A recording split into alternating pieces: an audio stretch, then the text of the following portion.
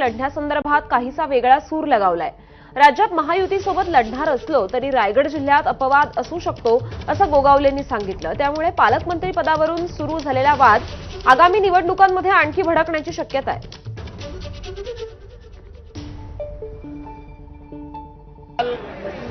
भाषणामध्ये आमच्या नेत्याने एकनाथ शिंदे साहेबांनी महायुतीचा नारा दिलेला आहे।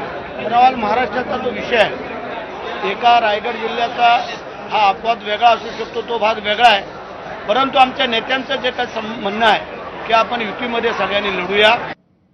तर रायगडच्या पालकमंत्री पदावरून शिवसेना आणि राष्ट्रवादीतील संघर्ष अधिकच पेटण्याची चिन्हे आहेत। सुनील तटकरेंची सर्व अघोरी विद्या बाहेर काढणारच असं आव्हान शिवसेना आमदार महेंद्र दळवींनी दिलंय। निवडणुकीत कोणतं पद हवं असेल तर तटकरे भय्यूजी महाराजांकडे जाऊन अघोरी विद्या करत असल्याचा आरोप देखील दळवींनी केलाय।